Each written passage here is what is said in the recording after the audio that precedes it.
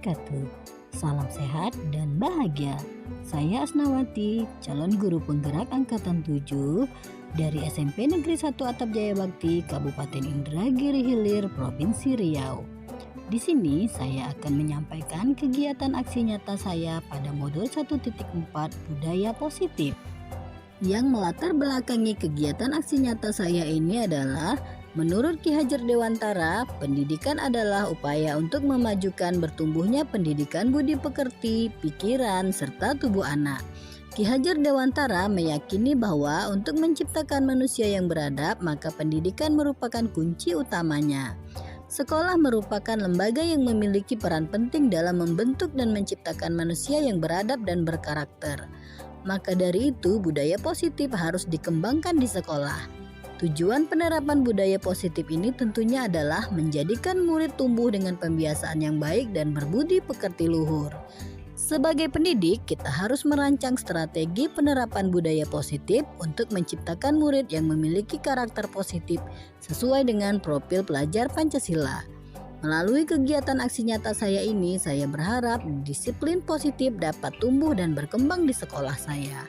Tujuan kegiatan aksi nyata saya adalah yang pertama, menciptakan suasana belajar yang aman, nyaman, dan berpihak kepada murid. Yang kedua adalah membentuk karakter murid melalui pembiasaan-pembiasaan positif yang telah mereka yakini.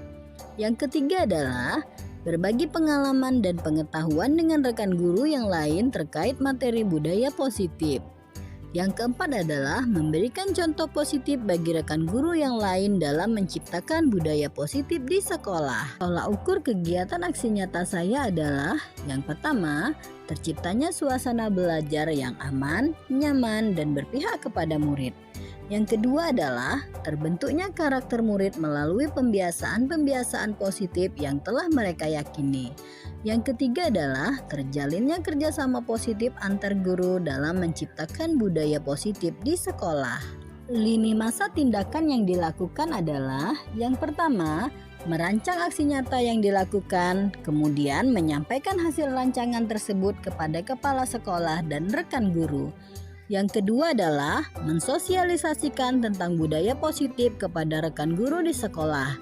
Yang ketiga, membuat keyakinan kelas dan menjalankan keyakinan kelas yang telah dibuat agar tercipta suasana belajar yang aman, nyaman, dan berpihak kepada murid. Dukungan yang dibutuhkan dalam kegiatan aksi nyata saya ini adalah yang pertama, tentunya dukungan dari kepala sekolah dan rekan guru. Dukungan yang kedua yaitu dari peserta didik. Kemudian dukungan yang ketiga yaitu dari komite sekolah dan wali murid. Berikut adalah dokumentasi kegiatan aksi nyata yang saya lakukan, umpan balik dari guru dan juga dari siswa.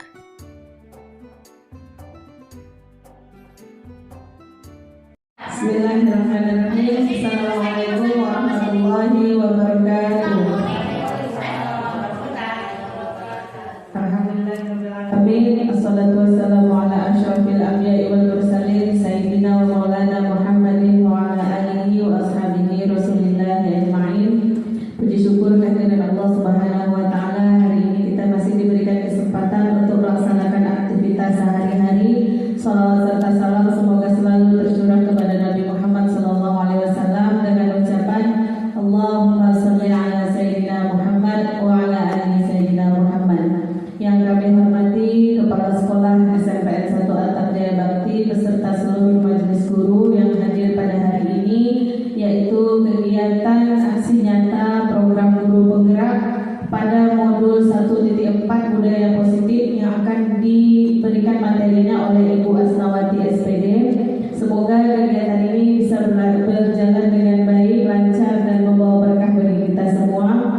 Baiklah, untuk tidak memperpanjang waktu lagi, kita berikan kesempatan kepada Ibu Asnawati SPD untuk menyampaikan materi paparan tentang modul 1.4 budaya positif di sekolah. Kepada Ibu Asnawati SPD kami persilahkan.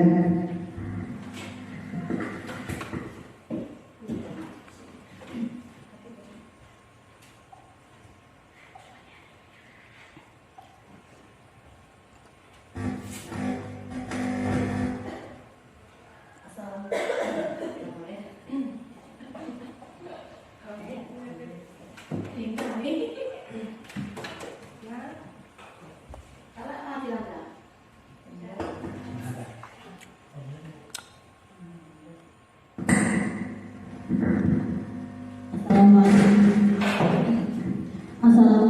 warahmatullahi wabarakatuh. Terima kasih saya ucapkan kepada moderator yang telah memimpin acara pada hari ini. Di sini pertama-tama saya ingin mengucapkan terima kasih kepada Bapak Kepala Sekolah SMP Negeri 1 Alam Jaya Bakti, Bapak Asrul SPD, karena telah memberikan kesempatan kepada saya, memberikan waktu dan juga menyediakan tempat kepada saya untuk melakukan aksi nyata saya setelah saya mempelajari modul 1.4 tentang budaya positif. Selanjutnya saya ingin mengucapkan terima kasih kepada teman-teman yang telah hadir, yang telah bersedia hadir memenuhi undangan saya hari ini. Selanjutnya saya ingin menyampaikan tujuan saya mengundang atau mengajak Bapak Ibu hari ini, yaitu adalah tujuan saya adalah untuk memberikan atau berbagi pengalaman dan juga berbagi pengetahuan tentang modul budaya positif sebagai aksi nyata saya setelah saya mempelajari modul budaya positif 1.4. Budaya positif adalah nilai-nilai atau keyakinan-keyakinan positif yang berpihak kepada murid yang menjadi budaya agar murid dapat berkembang menjadi pribadi yang kritis, berhormat dan bertanggung jawab. Jadi itu adalah pengertian dari budaya positif. Dalam modul budaya positif ini kami mempelajari 6 materi. Materi yang pertama itu adalah disiplin positif dan nilai-nilai kebajikan universal. Yang kedua adalah teori motivasi, hukuman dan penghargaan, restitusi. Dan yang ketiga yang kami pelajari adalah keyakinan kelas. Yang keempat yang kami pelajari adalah kebutuhan dasar manusia. Dan yang kelima adalah posisi kontrol dan segitiga restitusi. Yang pertama adalah pembelajaran pertama, yaitu disiplin positif dan nilai-nilai kebajikan universal. Disiplin positif di sini tidak hanya dari segi waktu, tetapi juga cara berpakaian, cara bertutur kata, dan juga cara bersikap. Nah, jadi di sini diatur, maka disebutlah dengan disiplin positif. Next. Disiplin positif, disiplin itu berasal dari bahasa Latin disiplin yang artinya belajar. Disiplin diri mengajarkan orang bagaimana cara mengontrol diri dan bagaimana menguasai diri untuk memilih tindakan yang sesuai dengan nilai-nilai positif yang diyakini. Nah, tujuan dari pelaksanaan disiplin positif yaitu adalah agar murid memiliki disiplin diri sehingga mereka bisa berperilaku dengan mengacu pada nilai-nilai kebajikan universal dan memiliki motivasi intrinsik bukan motivasi ekstrinsik. Motivasi intrinsik itu adalah motivasi yang berasal dari dalam diri manusia. Sedangkan motivasi ekstrinsik itu adalah motivasi yang berasal dari luar diri manusia. Selanjutnya adalah nilai-nilai kebajikan universal. Nah, nilai-nilai kebajikan universal adalah sifat-sifat positif manusia yang merupakan tujuan mulia yang ingin dicapai setiap individu. Nilai-nilai tersebut bersifat universal dan bisa diterima oleh semua pihak. Dalam hal ini, nilai-nilai kebajikan yang ingin dicapai kita kenal dengan profil pelajar Pancasila. Dalam istilah kurikulum merdeka, nilai-nilai kebajikan tersebut adalah yang pertama, beriman dan bertakwa kepada Tuhan Yang Maha Esa dan berakhlak mulia. Yang kedua adalah mandiri. Yang ketiga adalah bernalar kritis. Yang keempat adalah berkebinekaan global. Dan yang kelima bergotong royong. Dan yang keenam adalah kreatif. Jadi setiap apapun yang kita lakukan, bentuk disiplin diri yang kita lakukan itu adalah untuk mencapai 6 nilai-nilai kebajikan ini yang kita kenal dengan profil pelajar Pancasila dalam kurikulum merdeka.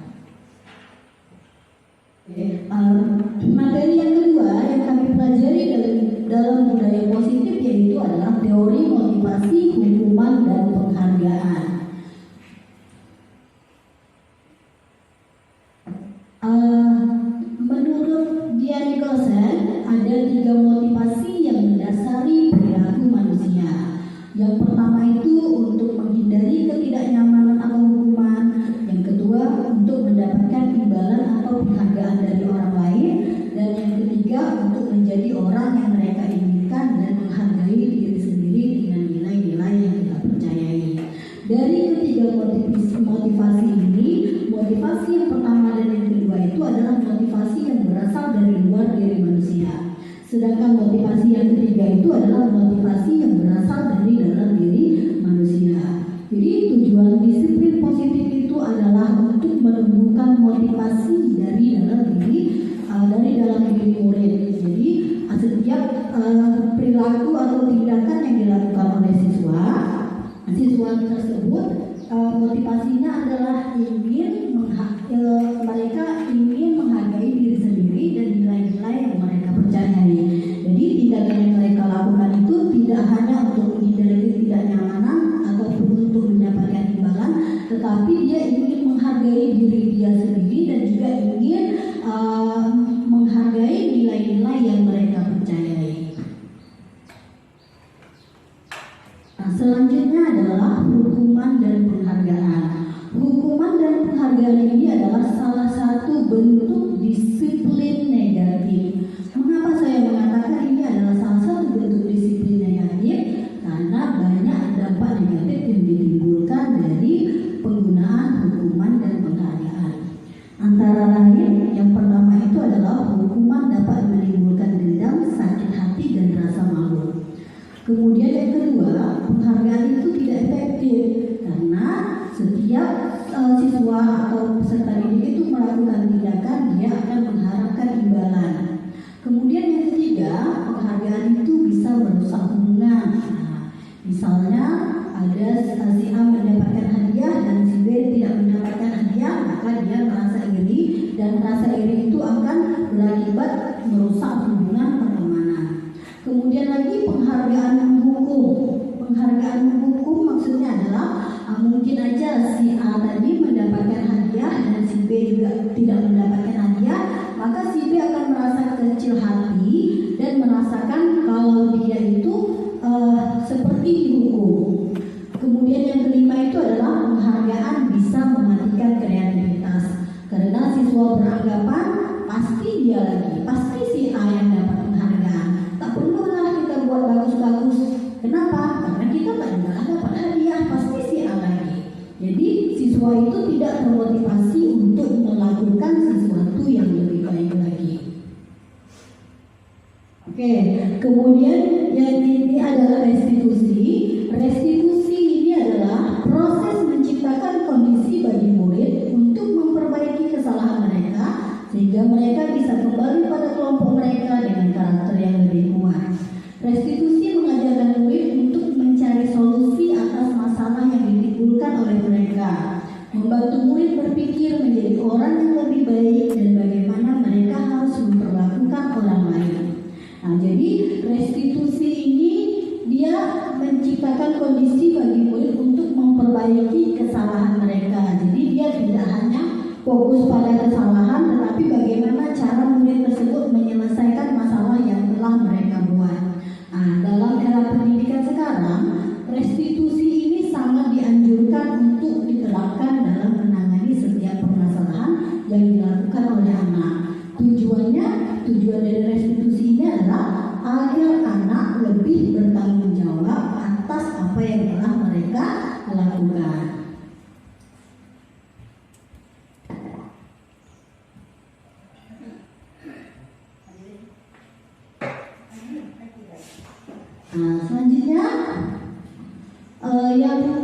Selanjutnya adalah keyakinan kelas.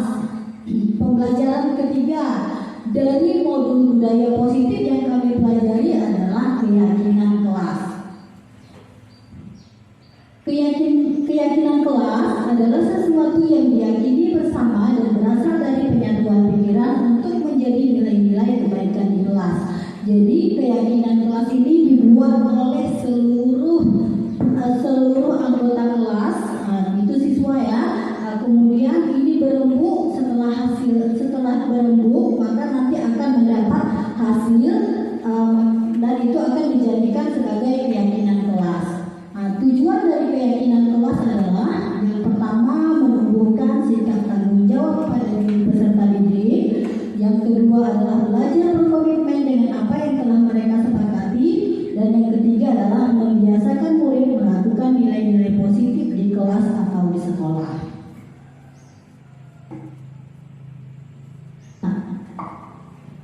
Ini adalah salah satu contoh keyakinan kelas yang telah kami buat ya, Bapak dan Ibu. Ini keyakinan kelas 7 yang telah kami buat. Di sini adalah hasil rembuk dari seluruh anggota atau seluruh siswa kelas 7. Maka dapatlah 5 poin yang kami jadikan keyakinan kelas. Keyakinan kelas yang pertama itu adalah disiplin, berpakaian rapi dan sopan santun. Jadi diharapkan siswa kelas 7 nanti bisa disiplin, berpakaian rapi dan sopan santun. Kemudian pastikan membawa semua perlengkapan sekolah, bukan HP. Kemudian bersikap baik dan menghargai semua orang. Kemudian lagi belajar dengan semangat dan rajin, bertanya jika tak paham dan tidak mencontek, menjaga kebersihan dan juga menjaga fasilitas sekolah. Untuk pembelajaran yang keempat dari modul budaya positif, yaitu adalah kebutuhan dasar manusia dan dunia berkualitas. Jadi dalam materi ini kita diajarkan bahwa setiap manusia itu melakukan sesuatu itu pasti untuk memenuhi kebutuhan hidup mereka. Sebelum saya menjelaskan lebih lanjut, marilah kita menonton. Di sini ada video tentang kebutuhan dasar manusia. Yang dapat dilakukan oleh guru adalah memahami kebutuhan dasar yang mendasari perilaku murid. Pada video kali ini kita akan membahas tentang 5 kebutuhan dasar manusia.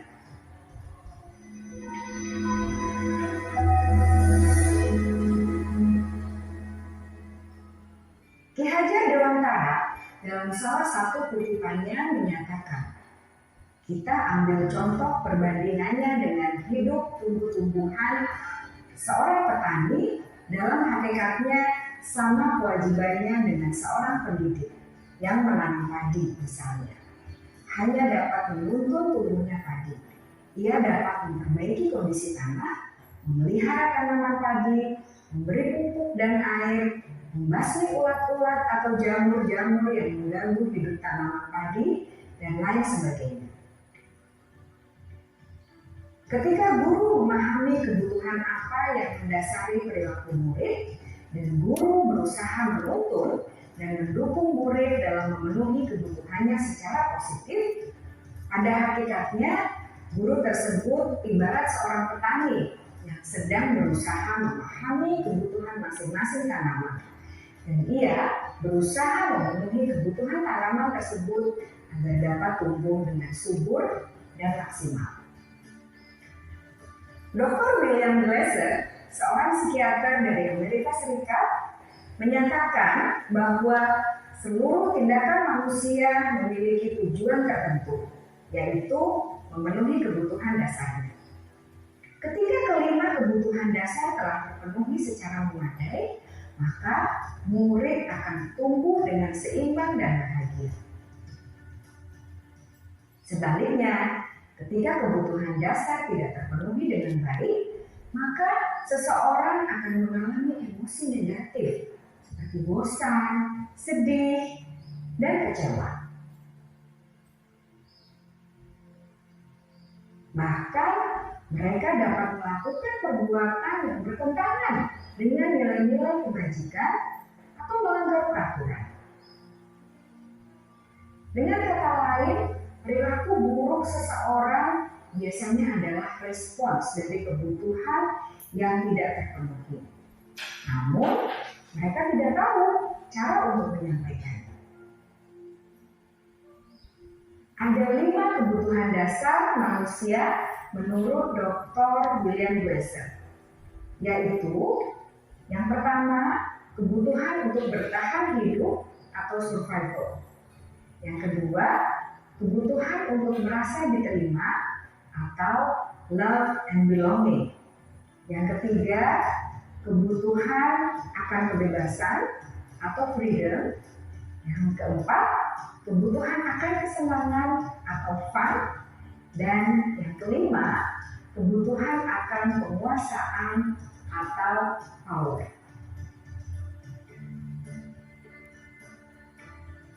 Kebutuhan dasar yang pertama adalah kebutuhan yang bersifat fisiologis untuk bertahan hidup atau survival. Misalnya kesehatan, rumah, dan makanan.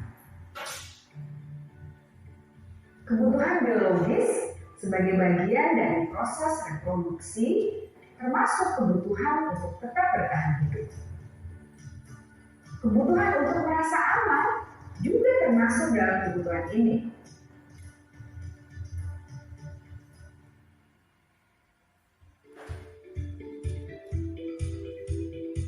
Agar murid dapat belajar dengan baik, kebutuhan mereka akan merasa aman, pangan, sandang, dan papan harus terpenuhi. Bagaimana mungkin mereka dapat belajar dengan baik bila mereka datang ke sekolah dengan perut yang lapar atau bila rumah mereka kebanjiran?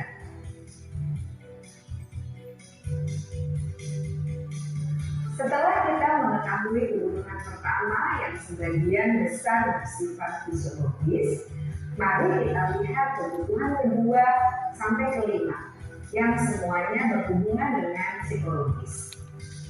Mari kita lihat kebutuhan yang kedua, yaitu kebutuhan akan perasaan diterima oleh kelompok atau komunitasnya atau kebutuhan love and belonging.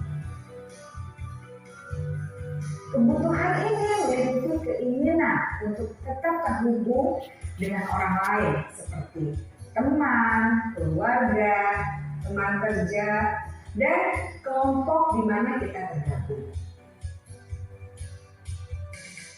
Setiap murid ingin menjadi bagian yang berharga dari kelas dan juga sekolah. Mereka juga ingin diterima oleh orang lain dan kelompoknya. Bahkan, murid yang terlihat paling cuek pun jauh di dasar hatinya pasti ingin merasa diterima.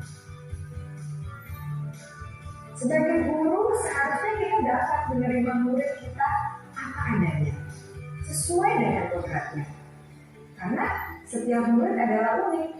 Mereka memiliki kekuatannya masing-masing, sehingga guru seharusnya bisa menciptakan kesempatan untuk murid berkolaborasi dan memiliki ikatan emosi satu sama lain.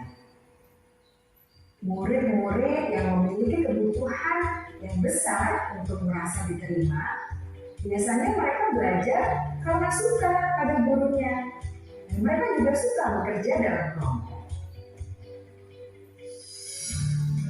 Kebutuhan yang ketiga adalah kebutuhan akan kebebasan atau kebutuhan membuat pilihan.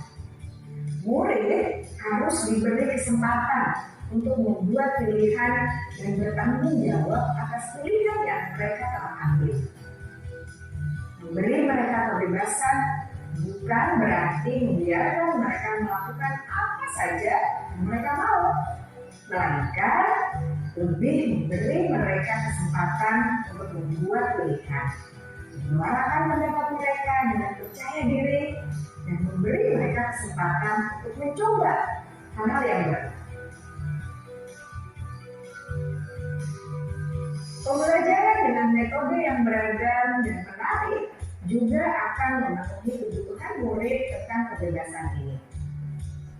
Pembelajaran berdiferensiasi, di mana guru menyediakan beberapa jenis tugas yang bisa dipilih oleh murid sesuai minat mereka, sangat baik untuk mengembangkan murid menjadi lebih mandiri dan memiliki motivasi internal. Karena kebutuhan akan kebebasan pada dasarnya adalah kebutuhan untuk mandiri, memiliki otonomi, memiliki pilihan, dan mampu mengendalikan arah hidupnya sendiri.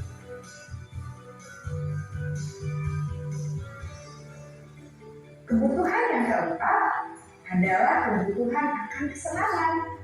Bayangkan Bapak Ibu, hidup tanpa rasa senang. Betapa menyedihkannya.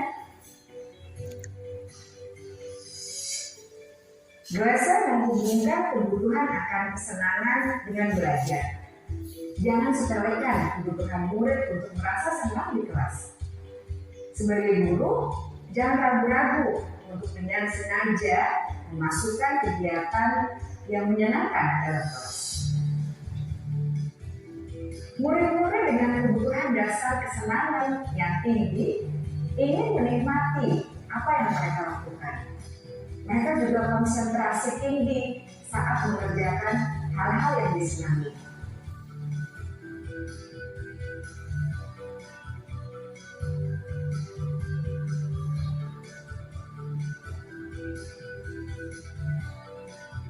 Kebutuhan yang kelima adalah kebutuhan akan penguasaan. Setiap murid memiliki kebutuhan untuk merasa kompeten, menjadi terampil, diakui pencapaian dan keterampilannya, didengarkan, bisa membuat dampak dan pengaruh, dan memiliki rasa harga diri. Mereka sebaiknya diberi kesempatan membuat keputusan tentang hal-hal yang penting dalam hidupnya dan tidak merasa dikontrol di sistem sekolah. Pada murid yang telah menginjak usia remaja, seringkali mereka merasa tidak memegang Di kendali. video tersebut, Bapak dan Ibu dapat kita ketahui bahwa kebutuhan dasar manusia itu ada berapa? Ada 5. Oke, yang pertama itu tadi adalah kebutuhan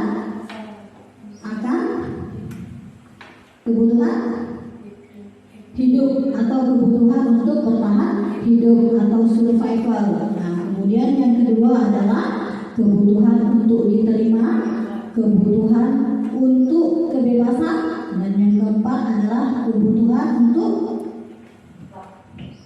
apa? Kebutuhan untuk kesenangan, dan yang kelima itu adalah kebutuhan untuk penguasaan. Jadi dalam setiap tindakan yang dilakukan oleh manusia itu tentu mereka ingin untuk memenuhi kebutuhan dasar manusia.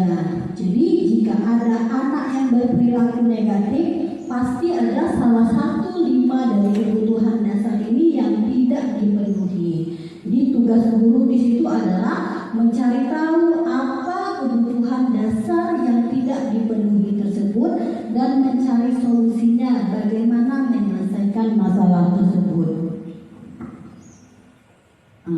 Selanjutnya adalah 5 posisi kontrol.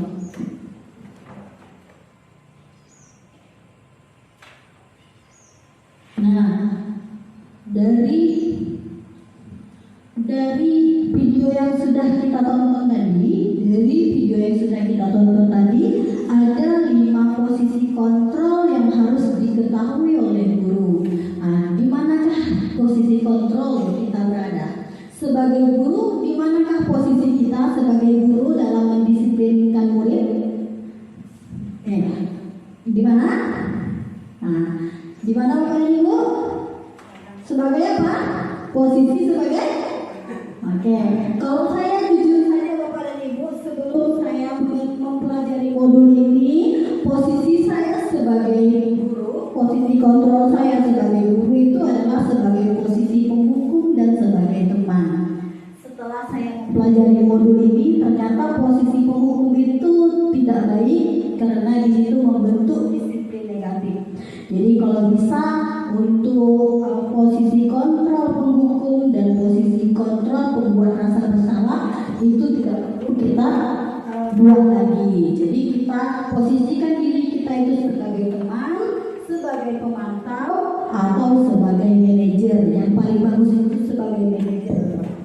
Dikatakan oleh guru sebagai penghukum, perkataan yang sering dikatakan oleh guru berbunyi seperti ini: kalau kamu, bapak atau ibu akan.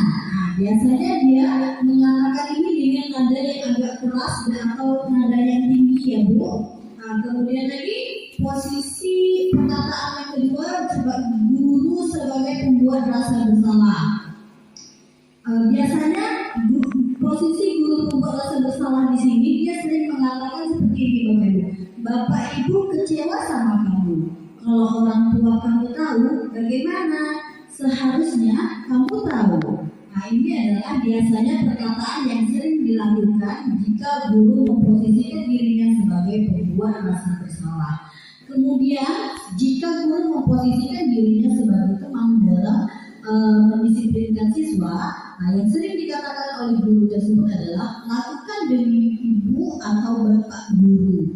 Nah, kemudian jika guru memposisikan dirinya sebagai pengawas, perkataan yang sering dikatakannya adalah kamu sudah tahu aturannya kan? Nah, kemudian jika guru sebagai manajer, maka perkataan yang sering dikatakannya adalah apa sebenarnya harapanmu. Kemudian setelah dari perkataan tadi akibat, dari posisi kontrol yang kita lakukan terhadap murid, ada akibat yang dia berdampak kepada murid. Yang pertama itu jika kita memposisikan diri kita sebagai penghukum, akibat kepada murid itu adalah murid tidak peduli dengan gurunya atau tugas di sekolahnya. Bisa jadi juga murid merasa dendam kepada guru karena dia dimarahi atau karena dia dibuat malu di depan teman-temannya. Kemudian lagi, jika guru memposisikan dirinya sebagai pembuat rasa bersalah, akibat yang timbul untuk siswanya adalah murid merasa murid bodoh atau nakal karena dia dibuat merasa bersalah. Kemudian lagi, akibat yang ketiga, jika kita sebagai guru memposisikan posisi kita sebagai teman dalam mendisiplinkan siswa, maka akibat yang timbul untuk siswa kita adalah merasa guru adalah teman yang bisa memaklumi kesalahannya. Jadi kadang-kadang mereka mungkin menurut dengan kita, tetapi jika dengan guru lain bisa saja mereka tidak menurut karena mereka beranggapan guru tersebut mungkin tidak bisa memahami mereka. Selanjutnya sebagai pengawas, jika kita memposisikan diri kita sebagai pengawas dalam mendisiplinkan siswa, maka akibat bagi murid mempertanyakan konsekuensi dan perbuatannya. Kemudian jika kita sebagai manajer, akibat kepada murid itu murid bisa berpikir apa yang bisa dia lakukan untuk memperbaiki kesalahannya. Jadi bedanya dengan posisi pengawas dan posisi manajer itu, kalau pengawas siswa itu bertanya penyelesaian masalah kepada kita, sedangkan manajer mereka berpikir sendiri bagaimana caranya untuk memperbaiki kesalahan mereka. Setelah akibat, pola perilaku, kemudian ada lagi motivasi yang berkembang. Motivasi yang berkembang di sini, jika guru sebagai penghukum, itu motivasi yang timbul dari diri siswa itu adalah motivasi ekstrinsik atau motivasi perbuatan yang dilakukannya itu berasal dari luar dirinya. Bisa saja dia melakukan tindakan tersebut supaya dia tidak dimarahi, tidak dihukum, atau dia juga ingin melakukan tindakan tersebut supaya dia dapat diberi hadiah. Kemudian sama juga untuk membuat rasa bersalah, motivasinya yang timbul itu adalah motivasi ekstrinsik. Kemudian untuk posisi teman dan posisi pengawas itu motivasinya masih motivasi ekstrinsik, masih motivasi dari luar. Jika kita berperan atau memenangkan posisi kita sebagai manajer dalam mendisiplinkan siswa, maka motivasi yang berkembang kepada siswa itu adalah motivasi intrinsik, motivasi yang tumbuh dari dalam dirinya sendiri. Jadi setiap tindakan yang dilakukannya berasal memang dari dalam dirinya. Dia menghargai dirinya sendiri dan dia menghargai apa yang sudah dia yakini, bukan berasal dari luar. Dan yang paling penting adalah segitiga restitusi. Segitiga restitusi ini adalah tahapan restitusi. Bagaimana cara kita mendisiplinkan murid secara positif dengan menggunakan tahapan segitiga restitusi. Mari Bapak Ibu kita tonton bersama-sama bagaimana cara kita merestitusi murid mengembalikan murid yang gagal menjadi lebih baik kepada kelompoknya dengan menggunakan tahapan segitiga restitusi.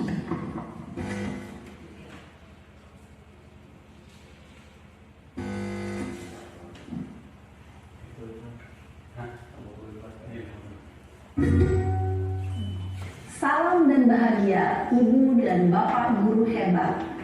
Pada video kali ini kita akan membahas tentang salah satu program disiplin positif yang diterapkan di lingkungan sekolah yang dikenal dengan nama restitusi.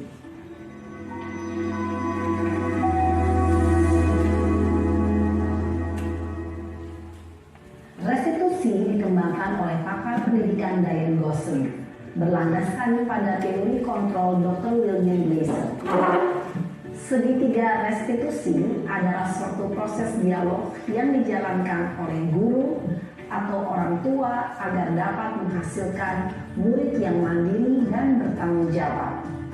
Pada saat guru di posisi manajer, aspek yang dikembangkan pada murid adalah motivasi intrinsik, sehingga penanaman nilai-nilai kebajikan dapat tumbuh dan berkembang menjadi suatu kebiasaan positif yang akhirnya membentuk karakter murid. Proses dialog ini terdiri dari 3 langkah yang digambarkan pada ketiga sisi pada segitiga restitusi. Sisi pertama adalah menstabilkan identitas. Sisi yang kedua adalah validasi tindakan yang salah.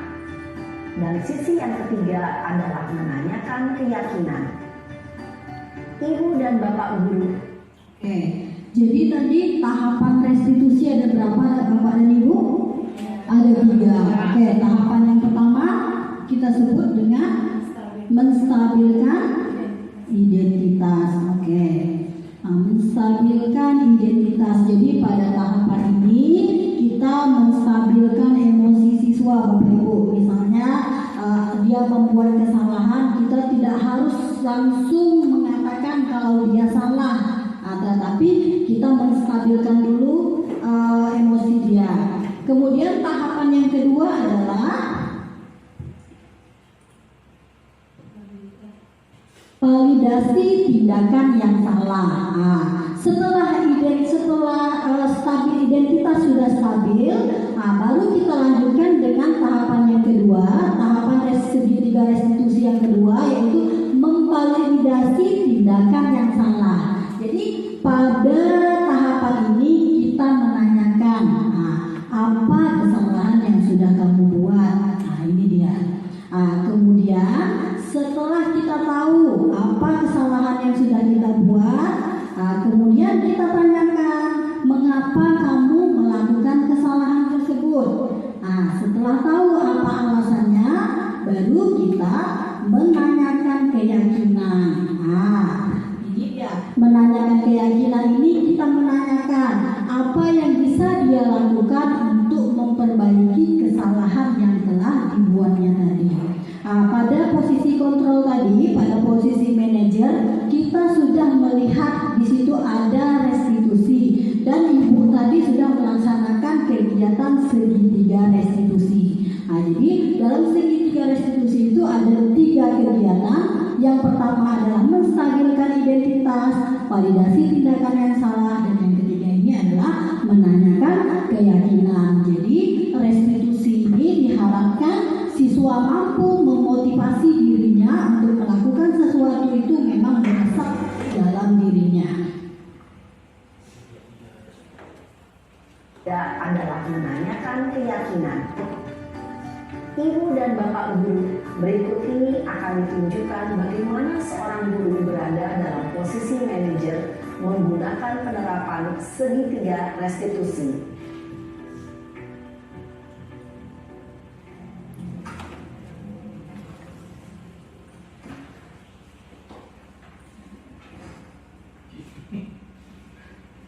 Siang Sarah.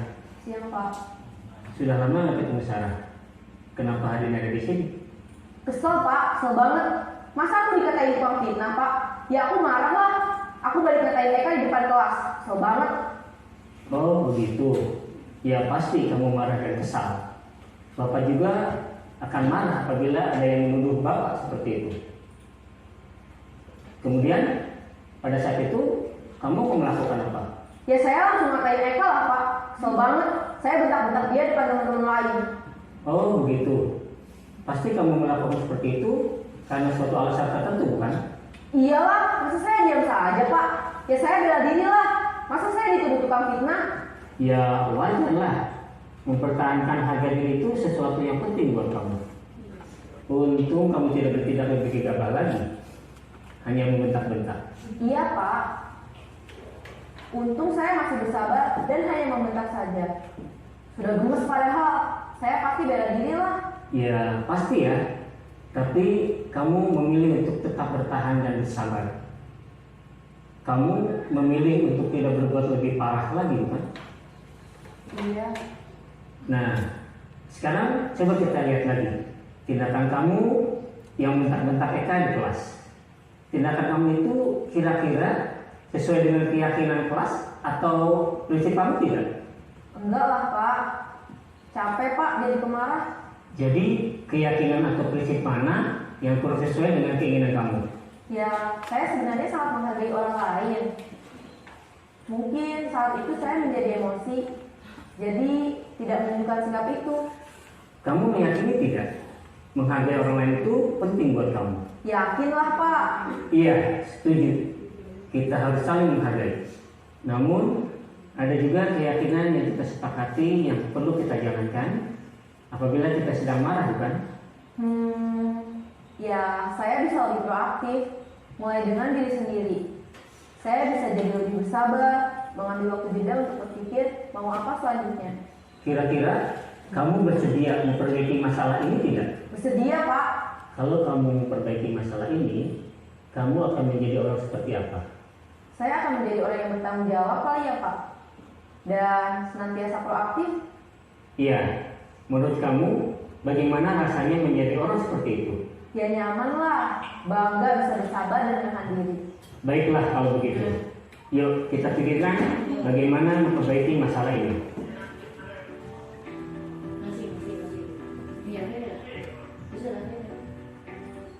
Jadi itu tadi Bapak dan Ibu sebuah simulasi yang dilakukan oleh guru dan siswa dalam mempraktekkan institusi.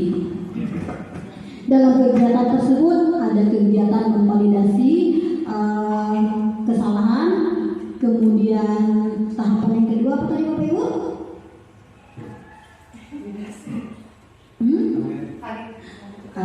Menstabilkan identitas, memvalidasi kesalahan, dan yang ketiga itu adalah menanyakan keyakinan. Jadi dari simulasi guru dan siswa ini, dapatkah Bapak Ibu pahami bagaimana cara merestitusi siswa? Nah, jadi di sini jadi kegiatan restitusi ini tidak menggunakan kekerasan, tidak menggunakan ancaman. Nah, di sini siswa diminta untuk mempertanggungjawabkan kesalahan yang telah mereka buat. Nanti solusi itu bukan berasal dari guru, tetapi berasal dari siswa itu sendiri. Supaya apa? Supaya siswa lebih bertanggung jawab atas apa yang telah mereka yakini. Kemudian di sini saya juga mendokumentasikan kegiatan saya dalam praktek membuat keyakinan kelas. Di sini dokumentasi kegiatan praktek membuat keyakinan kelas yang pertama tentunya saya meminta izin kepala sekolah dulu ya Bapak Ibu. Jadi kalaupun kita tak bisa kita buat langsung saja, harus diketahui oleh kepala sekolah. Setelah itu di sini saya meminta siswa untuk menuliskan nilai-nilai yang akan dijadikan keyakinan kelas. Di sini bentuk lain dari musyawarah, Bu ya. Jadi saya meminta siswa menuliskan apa-apa saja nilai-nilai yang ingin mereka jadikan sebagai keyakinan kelas. Kemudian setelah itu, setelah nilai-nilai mereka tulis, nah di sini saya meminta mereka untuk menempelkan hasil keyakinan kelas yang mereka tulis. Setelah ini, maka kami sepakati nilai-nilai yang mana yang bisa diambil atau nilai-nilai mana yang bisa dirubah.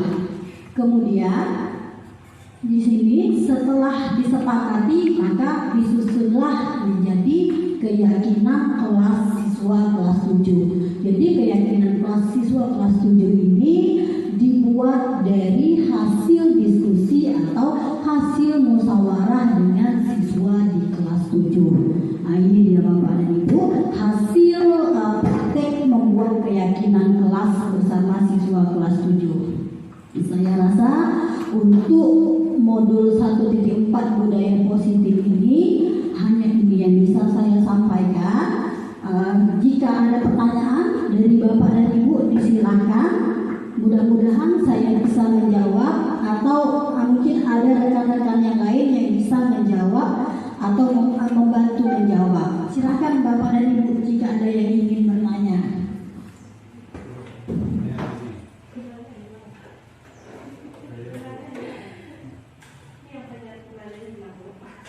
Yuni, ada pertanyaan?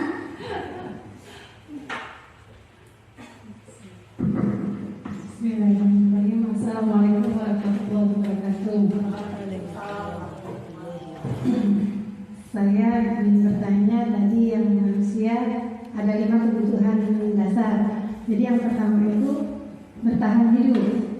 Jadi murid itu membuat kesalahan. Lihat dulu yang pertama. Terus dari tadi dibahas cuma kita mencari tahu. Terus solusinya misalkan kok nggak bisa menerima, nggak sarapan gitu kan, misalkan dia lemah, lesu, nggak bisa mengikuti pelajaran dengan baik. Nah setelah itu apakah kita yang akan memenuhi atau mencari solusinya seperti apa gitu Bu?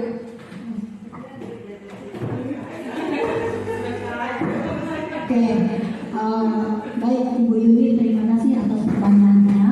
Tadi 5 kebutuhan dasar manusia. Yang dicontohkan tadi adalah kebutuhan akan bertahan hidup. Kebutuhan akan bertahan hidup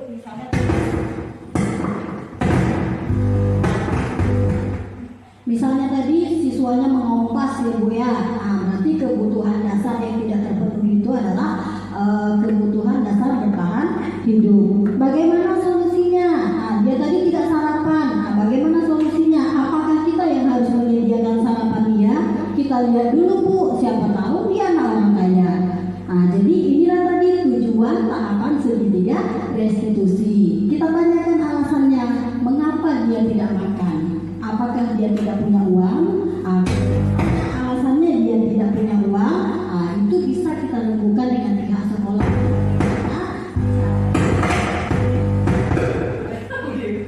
Bagaimana caranya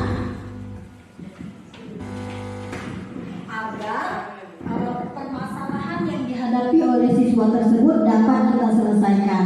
Jadi itu dia Bu, bagaimana caranya kita mengetahui atau mengatasi masalah siswa tersebut? Nah, kita gunakanlah tahapan segitiga restitusi tadi.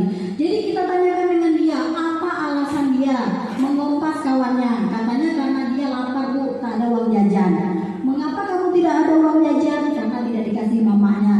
Nah, jadi kita bisa menentukan solusi apa yang bagus untuk dia.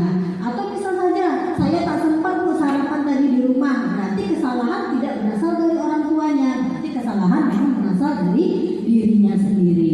Nah, jadi itu yang bisa saya jawab. Ada lagi Bu Yuni? Mudah-mudahan bisa memuaskan Ibu Yuni.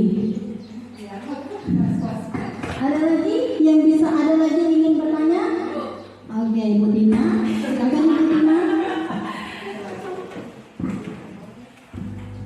Ini yang membahas masalah pengawasan yang sebagai apa? Iya, sisi kontrol yang ketiga itu menjadi teman. Kadang kan kalau kita sebagai guru itu dengan cara mendekati anak berteman dengan baik. Terkadang ada anak yang sikap kita sudah baik tapi dia malah menyepelekan. Kalaupun terlambat dengan itu ibu aku apa? Saya dengan ibu itu sudah biasa. Pasti dia tidak akan marah. Itu bagaimana lagi cara menyikapinya Bu? Sementara kan kita sudah bersikap sebagai teman kepada peserta didik. Terima kasih. Baiklah Ibu Tina. Jadi kita sudah memposisikan diri kita sebagai teman. Kemudian ternyata posisi kita tadi disalahartikan oleh siswa, oleh peserta didik kita. Malahan kita dianggapnya remeh, dianggap sama dia remeh. Nah, disinilah Ibu Tina kita menanamkan disiplin positif kepada anak tersebut. Nah, jadi walaupun dia meremehkan kita, kita harus mengatakan apa keyakinan yang telah kita buat. Tadi keyakinan kelas yang kita telah buat adalah saling menghargai. Nah, kita tanyakan kembali, apakah sikap kamu kepada ibu tadi sudah menghargai ibu? Nah, nanti kalau dijawabnya tidak Bu, apa yang bisa kamu lakukan? Apa yang bisa kamu lakukan untuk memperbaiki sikap kamu tadi? Jadi walaupun dia menganggap kita remeh, jangan kita biarkan. Kalau kita biarkan itu akan menjadikan kebiasaan. Jadi itulah tadi fungsinya restitusi. Nah, jadi kalau misalnya dia merasakan, dia menganggap kita remeh, berarti kan itu disiplinnya sudah negatif kan? Berarti nilai-nilai yang dilakukannya itu sudah mengarah ke negatif. Maka kita bisa mengatakan atau melakukan restitusi kepada siswa tersebut. Kamu apa kesepakatan kelas atau apa keyakinan kelas yang telah kamu langgar? Nah, itu tadi berarti dia tidak menghargai gurunya. Berarti dia siswa tersebut perlu kita adakan restitusi. Nah, itu dia Bu, itu dia Ibu Tina. Ada yang lain? Bisa bagaimana Ibu Tina? Bisa dipahami? Bisa. Jadi itu dia. Ada lagi Bu Dewi? Cukup? Oke. Kalau sudah cukup, mudah-mudahan apa yang saya sampaikan pada hari ini bisa bermanfaat untuk Bapak dan Ibu semua. Mudah-mudahan kita bisa menjadi guru yang lebih baik lagi, yang dirindukan oleh anak. Mengapa saya katakan dirindukan? Kalau misalnya kita tidak datang, dia merasa kosong. Nah, mudah-mudahan kita sebagai guru bisa menjadi guru yang dirindukan oleh anak. Demikian dari saya, lebih dan kurang dari penyampaian saya mohon maaf. Saya ucapkan terima kasih. Wabillahi taufiq wal hidayah. Assalamualaikum warahmatullahi wabarakatuh.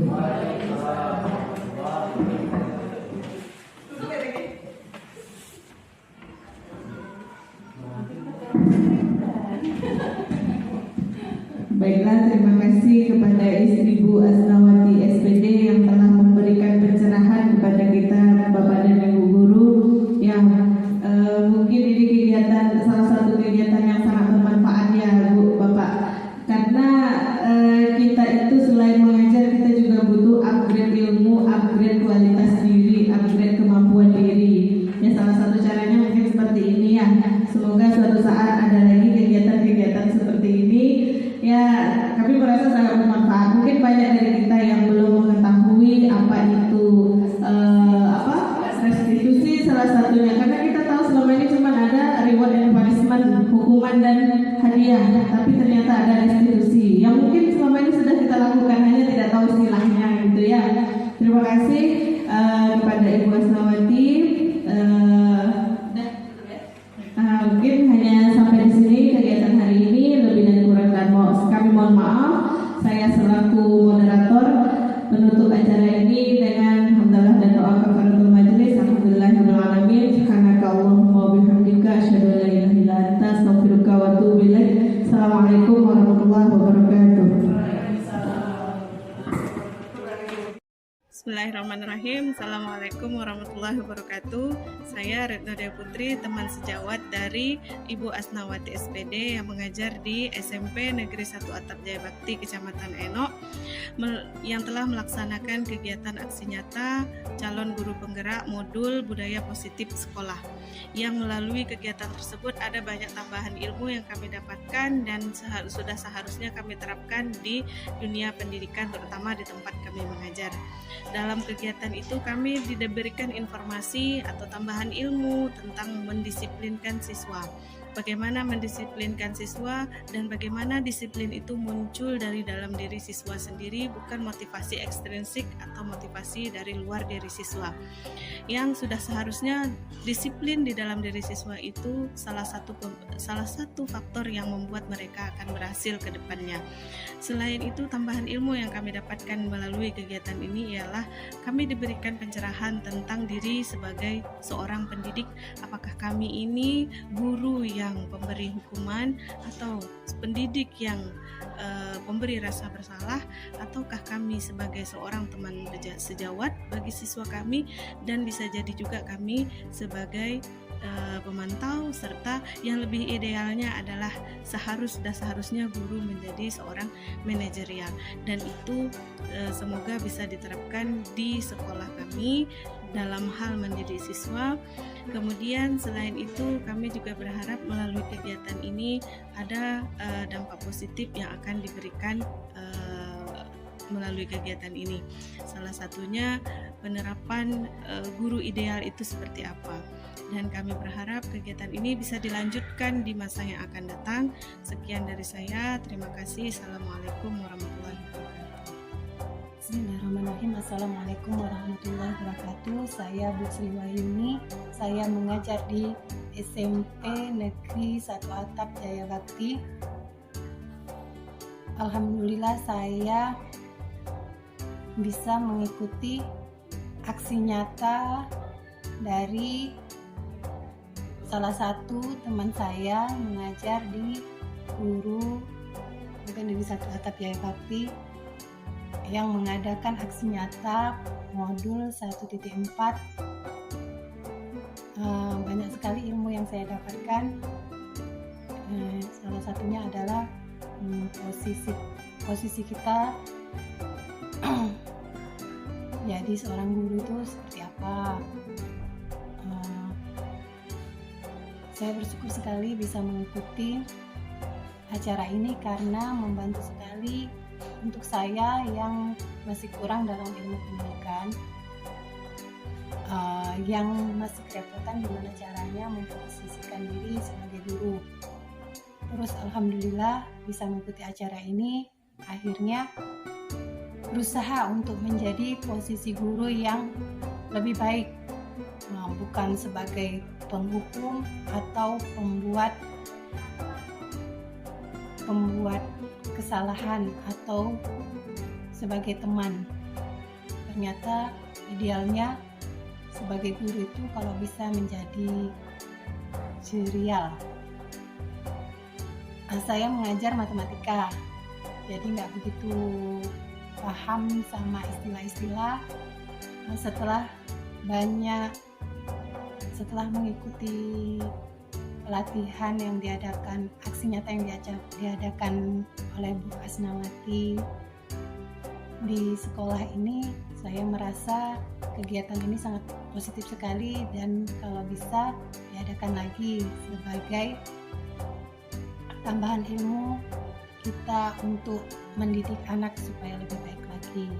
Terus di sini juga saya mendapatkan bagaimana mempelajari seorang anak sehingga anak itu bisa paham sendiri kesalahannya dan memperbaiki dirinya sendiri sehingga dia menyadari dan menjadi yang lebih baik lagi. Dan anak kita hanya memberi pertanyaan-pertanyaan sehingga mengarahkan anak mengetahui kesalahannya dan bagaimana dia untuk mencari solusinya sehingga dia bisa menyelesaikan masalah itu dengan menyelesaikan masalah terus menjadi diri yang lebih baik lagi. Mungkin cuma sekian dengan tanggapan saya atau sebagai refleksi. Saya mohon maaf bila banyak kata yang salah. Assalamualaikum warahmatullahi wabarakatuh.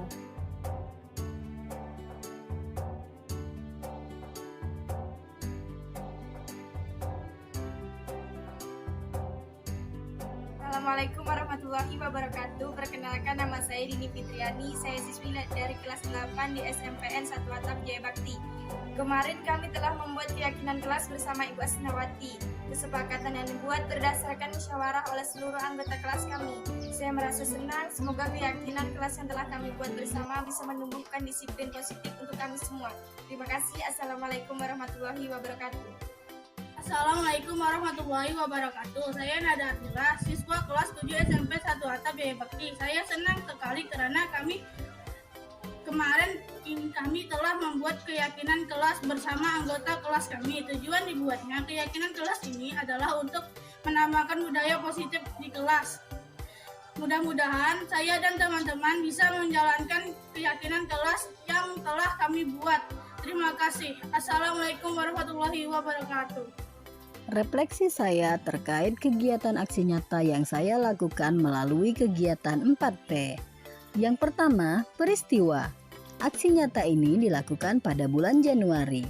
Tujuan utama dari kegiatan ini adalah untuk melengkapi tugas aksi nyata modul 1.4 budaya positif dan juga menanamkan disiplin positif di sekolah. Kegiatan aksi nyata berupa penyebaran pemahaman budaya positif kepada rekan guru dan juga pembuatan keyakinan kelas bersama siswa. Yang kedua, perasaan. Perasaan saya ketika melakukan kegiatan ini tentunya sangat senang karena bisa berbagi pengalaman dan juga pengetahuan dengan rekan guru yang lain. Saya juga termotivasi untuk melakukan hal yang baik sebagai contoh bagi rekan guru yang lain. Yang ketiga, pembelajaran. Kegiatan aksi nyata ini diawali dengan yang pertama, menyusun rancangan kegiatan dan berkonsultasi dan meminta izin kepada kepala sekolah. Yang kedua, bekerja sama dengan rekan guru. Yang ketiga, membuat keyakinan kelas bersama siswa. Yang keempat, menyebarkan pemahaman tentang modul 1.4 budaya positif. Dan yang kelima adalah refleksi dan tindak lanjut. Yang keempat, penerapan atau tindak lanjut. Kedepannya, saya berharap keyakinan kelas yang telah saya bentuk bisa terus berjalan dan dapat menumbuhkan disiplin positif siswa baik di kelas maupun di sekolah. Kegiatan ini akan terus saya lanjutkan agar tercipta budaya positif di sekolah. Rencana tindak lanjut atau perbaikan. Rencana tindak lanjut saya ke depan adalah akan terus berinovasi dan mengupgrade diri saya dengan pengetahuan yang baru, berbagi pengalaman dan bekerja sama dengan rekan guru yang lain agar terwujud budaya positif di sekolah. Saya akan menyusun pembelajaran yang berpihak kepada murid dan memposisikan diri sebagai manajer dalam mendisiplinkan siswa. Tidak lupa juga, saya akan selalu merefleksi diri untuk memperbaiki kekurangan yang ada pada diri saya.